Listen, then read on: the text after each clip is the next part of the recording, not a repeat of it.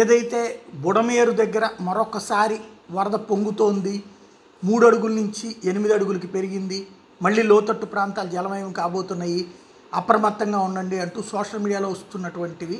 అదే సందర్భంలో కొన్ని టీవీ ఛానళ్ళలో బ్రేకింగ్ల పేరుతో వచ్చినాయి అన్నది, అట్లాగే 1-2 ఛానళ్ళు అయితే వరద మళ్ళీ పెరుగుతోంది అన్నటువంటిది అయితే వచ్చినాయి. వాళ్ళకి అర్థం కాలేదు. నేను అదే ఇందాకడ ప్రస్తావించింది. ముందేదో ఒకటి స్పష్టత ఇవ్వండి ప్రభుత్వం. ఈ కాలంలో కూడా కమ్యూనికేషన్ ఇట్లా ప్రజల్లో ఒక అపోహ లేదా అనుమానము లేదంటే ఒక భయాందోళన వచ్చినప్పుడు దానికి సమాధానం చెప్పాలి కదా. ఉంటే ఉందని చెప్పండి, లేకపోతే లేదని చెప్పండి. ఎలర్ట్ అవుతారు.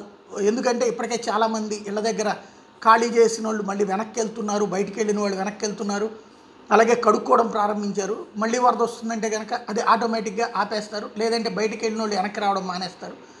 కాబట్టి ఒకసారి చెక్ చేసుకోండి, ఏదైనా స్పష్టతనివ్వండి అని ఇంతకుముందే ప్రస్తావించాను. ఇప్పుడే కృష్ణా జిల్లా కలెక్టర్ సృజన బాధ్యతాయుతంగా స్పందించారు. అట్లాంటి రూమర్స్ నమ్మొద్దని చెప్పారు.